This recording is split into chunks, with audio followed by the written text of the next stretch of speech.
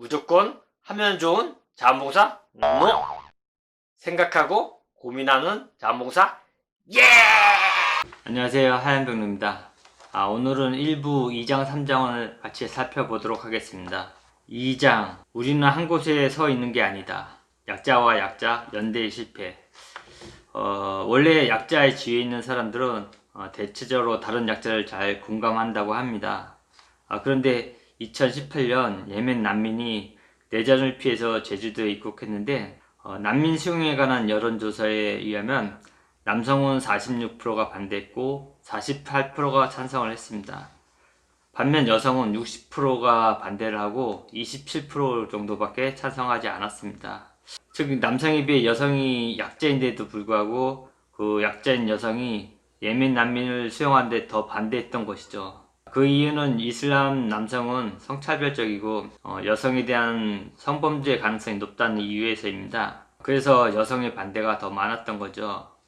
그 외로 난민보다 국민이 먼저다, 가짜 난민이다, 이런 이유가 있었습니다. 난민 수용 반대가 이렇게 여론 형성이 돼서 결국은 예멘인이 무비자 입국이 가능했던 제주도에 더 이상 입국할 수 없게 되었습니다. 이런 현상을 보면 대한민국에서 남성보다 상대적으로 약자에 속하는 여성이 다른 이민자를 더 반대하는 형태가 일어남으로써 약자와 약자의 연대가 잘 이루어지지 않았던 것이죠. 복잡한 세상을 이해하는 단순한 방식. 인간은 범주화하는 경향이 있습니다. 그래서 그 범주를 만들고 또 그 범주를 바탕으로 세상을 이해하려고 합니다. 범주의 도움을 받아서 사고할 수 있고 그래야 질서 있는 생활이 가능하다고 생각을 합니다. 예를 들어서 지구상의 77억의 사람을 성별, 나이, 직업, 종교, 성적 취향, 출신 국가 이렇게 6차원으로 분류만 해도 그러니까 저 같은 경우는 남성이고 자유업을 하고 천주교인이고 이성애자고 대한민국에 사는 시기로 이렇게 6가지 차원만으로 해도 경우의 수를 따지면 4096가지 범주가 만들어진다고 합니다. 그래서 이런 것들이 너무 이제 세세하고 복잡하니까 대충 이제 설명을 하는 거죠. 이렇게 단순한 정보를 스테레오타입 또는 고정관념이라고 합니다. 사람들은 머릿속에 각인된 그림을 가지고 경험하지 않은 세상을 그립니다. 스테레오타입은 효율적으로 무언가를 안다는 느낌을 주기 때문에 사람들은 이런 방식으로 세계를 이해하고 여론을 형성합니다. 문제는 이렇게 단순한 과정에서 오류가 생긴다는 것이죠. 일부 특징을 과잉 일반화한 결과 편견이 생긴다는 것입니다. 예를 들어서 결혼업체 홈페이지에 나온 글을 좀 살펴보면 우즈베키스탄 여성의 특징, 이슬람 영향을 받아서 남전 여비 사상이 강하고 때묻지 않고 순수하고 소박하고 남편을 존중하고 가정을 생각하는 여필 종부형의 신부들이 많다. 또 베트남 여성의 특징, 모계 사회로서 집안일을 잘 이끌고 생활력이 강하고 남편에게 순종하고 우더들을 존경하고 직한 모성애가 있고 높은 교육열이 있고 시집가면 일부 종사한다. 일부 종사한다는 말은 한 남편만 섬긴다는 뜻입니다. 중국 여성의 특징, 사회주의 체제에서 성장해서 부지런하고 검소하고 어려운 조건에서도 참고 잘 견디고 인내력이 뛰어나다 이렇게 긍정적인 이미지로 이렇게 묘사를 했습니다. 그러나 이런 거는 긍정적인 이미지를 이야기하고 싶은 글귀로 쓰여 있지만 각 나라 여성에 대한 고정관념과 편견이 가득한 내용입니다. 움직이는 경계, 2018년 평창 동계올림픽에 외국인 선수가 기아해서 선수로 출전한 문제에 우리나라 국민들은 많이 환영을 하고 공감을 했습니다. 그런데 몽골인 여성이 7세의 아이를 데리고 한국에 와서 일을 시작을 해서 10년 넘게 살았습니다. 그래서 한 17세가 돼서 고등학교까지 여기서 다녔죠.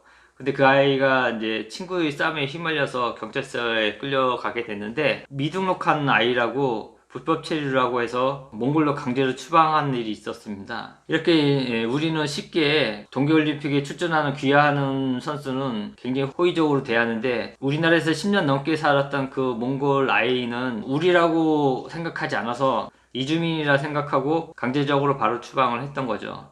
사람은 그렇게 쉽게 우리와 그들로 경계를 나누곤 합니다. 그래서 자신이 속한 내부 집단은 복잡하고 다양하고 인간적으로 느끼지만 상대적 집단은 매우 단순화하는 경향이 있습니다. 그런데 이런 경계가 구분은 매우 단순해서 그냥 임의적이고 자기 주관적입니다. 실험을 하나 했는데 실험 참가자에게 여러 개의 그림을 선호도 기준으로 두 그룹으로 이렇게 좌우로 나눠줬습니다. 그러나 사실은 무작위로 그냥 뽑아서 두 그룹으로 나눈 거였어요.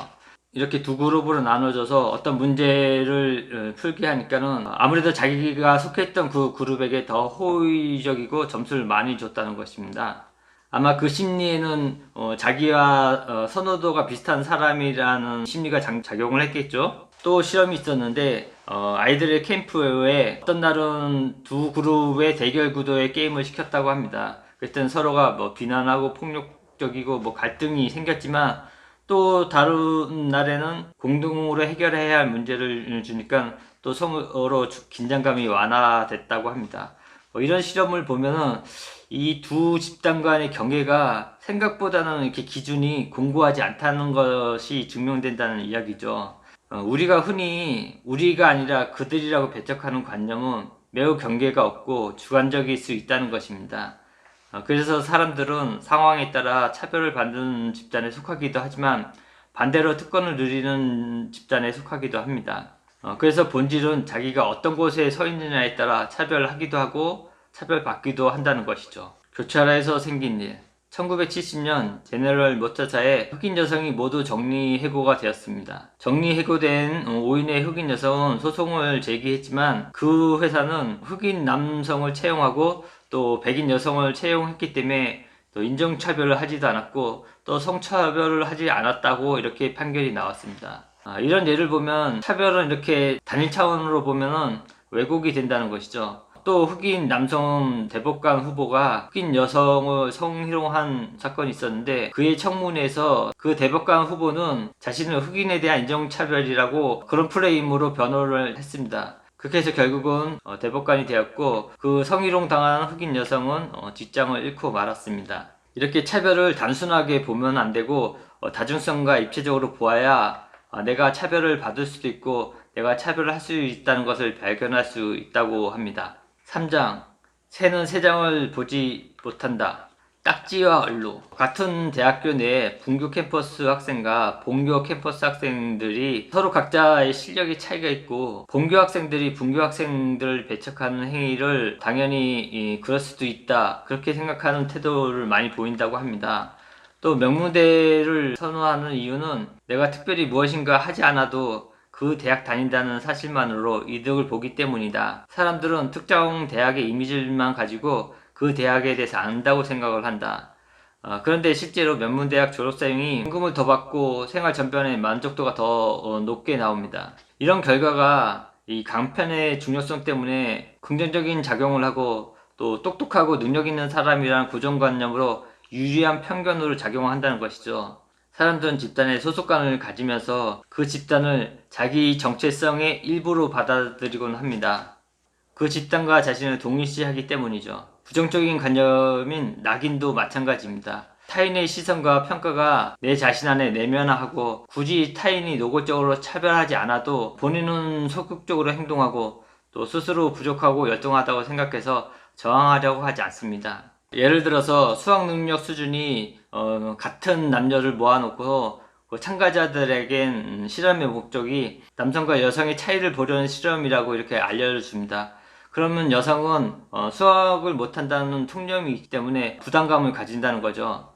이런 부정적인 고정관념을 자극하면 그 부정적인 고정관념을 이겨내야 한다는 부담이 생기고 또 실제로 그 수행 능력이 낮아져서 실제 부정적인 결과가 나오기도 합니다. 운동선수에게 뭐 여자치곤 잘하네 이렇게 하면은 얼핏 보면 칭찬 같지만 여성은 운동을 못한다는 고정관념을 이겨내야 한다는 것이죠. 이런 예는 보육원 출신도 간혹 있습니다. 보육원 출신치고 뭐 성실하네, 뭐 착하네 이런 얘기를 많이 듣곤 하거든요. 그러면 그런 말을 듣는 것 자체가 내가 보육원 출신이기 때문에 부정적인 고정관념으로 더 부담을 갖고 주눅이 든다는 얘기죠. 아이러니하게도 차별을 선택하는 사람들 2017년 기준으로 보건복지대학의 여성은 80%, 남성은 20%가 아닌 반면에 과학기술대학은 남성이 뭐 거의 90%, 여성은 한 10% 정도 8대2, 1대9 이 비율로 극명하게 차이가 납니다. 성별에 따라 달라지는 전공과 진로의 선택이 사회적 차별과 무관할까? 이렇게 의문을 가지고 있습니다. 구조적 차별은 차별이 아닌 것처럼 보이기 때문에 차별이 사회적으로 만연하고 오랫동안 지속되고 있어도 누군가가 의도하지 않아도 각자의 역할을 선택함으로써 차별이 이루어진다고 합니다. 새는 새장을 보지 못한다. 흑인 아동 앞에 백인 인형과 유색인 인형을 번갈아 놓고 고르게 했는데 많은 흑인 아동이 백인 인형을 선호했다는 것입니다. 유색인 인형이 자신과 닮았다는 것을 부정하는 결과가 나왔다는 거죠.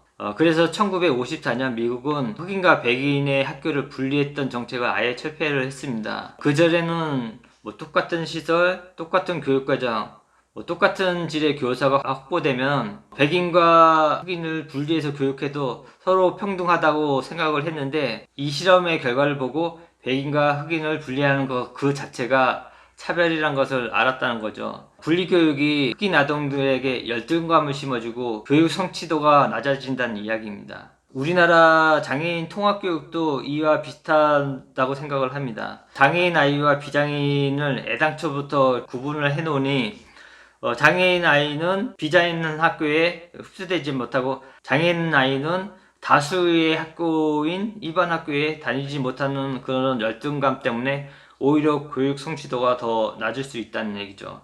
이 극명한 차이 때문에 사실은 장애인 아이가 통합교육 학교에 다녀도 비장애인 아이들한테 놀림을 당하거나 아니면 딸을 당하거나 아예 노골적으로 차별을 당하는 경우가 비일비재해서 부작용이 많이 생기는 경우도 봅니다. 그래서 어떤 장애인 부모는 그런 문제 때문에 그냥 장애인 학교를 보내는 걸 선호하는 부모도 있습니다. 그러나 근본적으로 보면은 이렇게 분리해서 학교를 나누는 것 자체가 근본적으로 교육의 성취도나 열등감을 심어주는 행위일 수 있을 것 같습니다. 새장의 새는 날지 못합니다. 새장을 가까이에서 보기 때문에 철망이 한 줄만 보이기 때문이죠. 자신을 가두는 것이 여러 개의 철망이 울타리를 쌓고 있다는 것을 볼 수가 없다는 거죠.